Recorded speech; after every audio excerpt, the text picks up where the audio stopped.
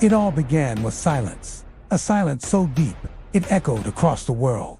This September morning that changed everything left behind, not just rubble, but questions. Who did this? Why? And where was the man responsible? Osama bin Laden. The world knew his name, but not his location. The hunt to find him wasn't just a mission. It became the longest manhunt in modern history.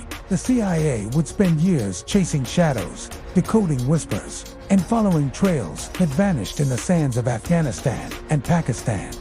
When the Twin Towers fell, America's grief turned into fury. The CIA's first clue came from something small, a name whispered during an interrogation, a courier, a man known to have carried messages for bin Laden.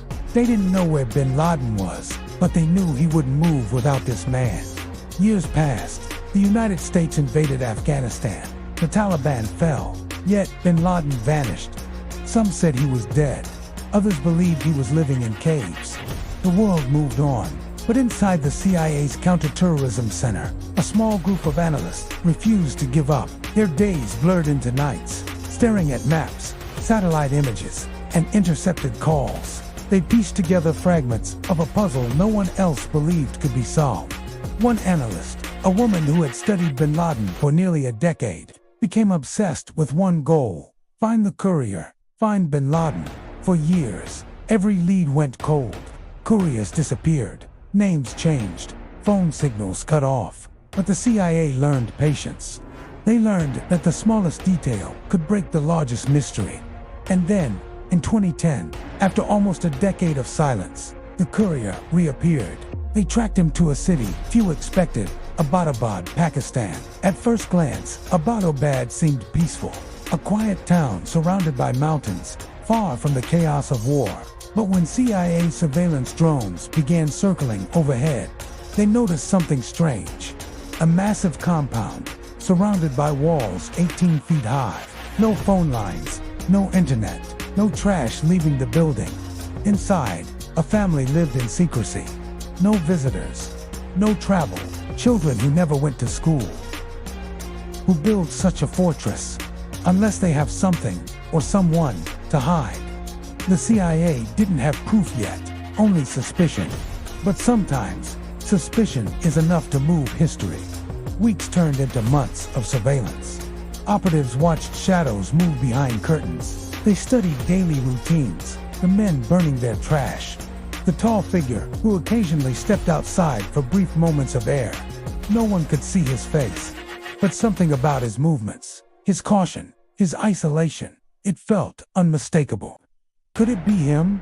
Could the world's most wanted man be hiding in plain sight, just a few miles from Pakistan's military academy? The CIA prepared for the possibility, but also for disappointment. They had been wrong before. Still, the evidence grew too strong to ignore. The U.S. intelligence community briefed President Barack Obama. We believe Osama bin Laden is in Abbottabad. The risk was enormous. A failed operation could destroy alliances and cost countless lives. But Obama gave the order, go. And on the night of May 1st, 2011, 2 stealth Black Hawk helicopters lifted off from Afghanistan, carrying Navy SEAL Team 6, the men who would make history. They flew low, beneath radar, cutting through the darkness. The mission had one rule: capture or kill bin Laden. As they approached Abbottabad, one helicopter malfunctioned and crash-landed inside the compound. But the SEALs pressed on. Gunfire erupted. Shadows ran. Chaos filled the night.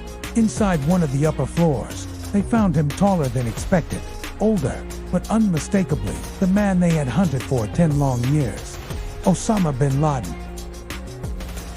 It ended in seconds.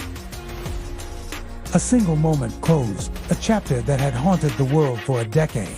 When the SEALs radioed back, "For God and country, Geronimo, EKIA," it meant one thing: enemy killed in action. The message echoed through the Situation Room in Washington. The hunt was over.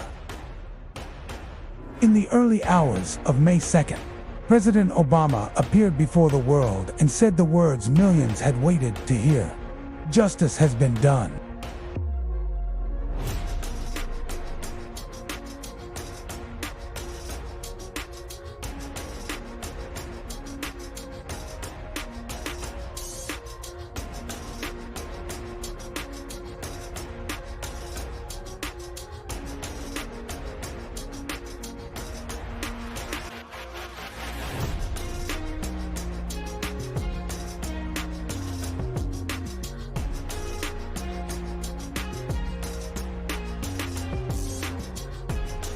and new generations inherited an endless war.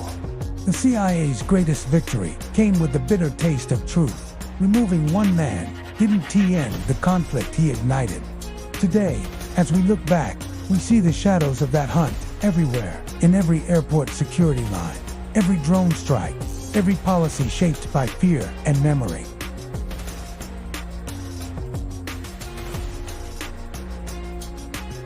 If this story moved you, if you felt the weight of history in every moment, share this video, like it, and subscribe for more untold stories of the modern world. Because history isn't just in books, it's in the silence, the shadows, and the choices we remember or forget.